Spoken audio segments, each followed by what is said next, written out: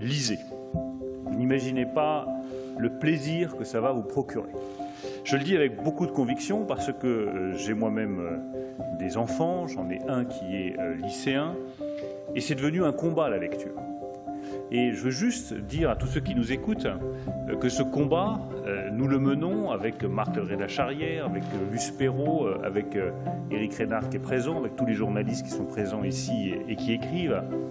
C'est pas pour vous ennuyer, c'est pas pour faire des leçons de morale, c'est pas pour vous obliger à faire des activités qui seraient pénibles, c'est parce que, je le redis, la lecture est un immense plaisir, qu'elle va développer votre imagination, qu'elle va vous permettre de vous ouvrir à des mondes radicalement nouveaux dans lesquels vous ne seriez pas entré sans les mots, qu'elle va vous permettre de mieux comprendre qui vous êtes, de mettre des mots sur des choses que vous ressentez et que vous ne savez même pas de vous-même, et qu'une personne totalement inconnue, que vous n'avez jamais rencontrée, que vous n'avez jamais vue, que probablement vous ne verrez jamais et que vous ne rencontrerez jamais, vous soufflera à l'oreille, par les mots, dans le silence de la lecture, des choses que vous n'auriez jamais comprises sur vous si vous ne les aviez pas lues.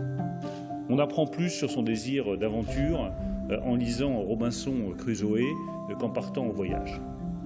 On apprend plus sur le désir et la jalousie qui peut animer le désir et qui est souvent à la base du désir en lisant Albertine retrouvée ou La prisonnière qu'en faisant soi-même l'expérience. Et quand on souffre soi-même de jalousie parce qu'on aime quelqu'un qui ne vous aime pas ou qui est aimé par quelqu'un d'autre, eh bien il suffit de lire Proust pour comprendre ce que c'est que ce sentiment, de mettre des mots dessus, et ces mots vont vous apaiser.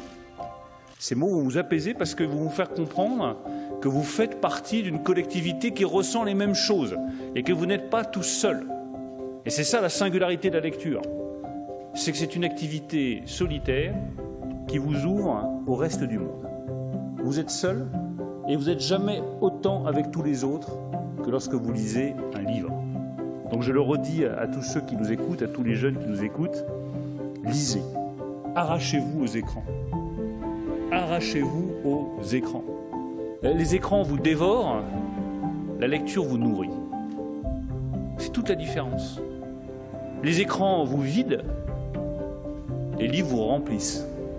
C'est toute la différence. Alors évidemment que c'est un combat parce que l'écran c'est la facilité, on est capté, l'attention est captée, puis en plus ils sont tellement bien organisés, ça fera le lien avec les GAFA, qui savent vous donner, exactement comme on le fait pour les rats, des petits stimuli nerveux, toutes les 5 secondes, toutes les 10 secondes, qui vous obligent à continuer à rester scotché à votre écran. Mais malheureusement, ce n'est pas ça qui vous permettra de développer votre liberté.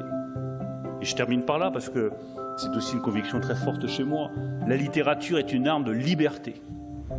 Et les écrans, trop souvent, peuvent devenir, pas toujours, je ne parle pas des écrans de cinéma, je parle des écrans des géants du digital, peuvent devenir des instruments d'asservissement.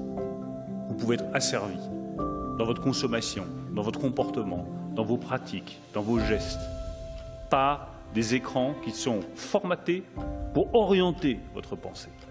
La littérature, elle vous donne de la liberté. Les mots vous donnent la liberté pour vous construire et être ce que vous êtes. Je le dis à toutes les lycéennes et tous les lycéens qui nous écoutent, vous êtes chacun unique. Chacun. Mais la littérature vous permettra, et les livres vous permettront, de découvrir à quel point vous êtes unique et à quel point vous ne ressemblez à personne d'autre. C'est ça ce qui fait l'humanité. Chaque personne est unique et c'est la littérature qui nous l'apprend.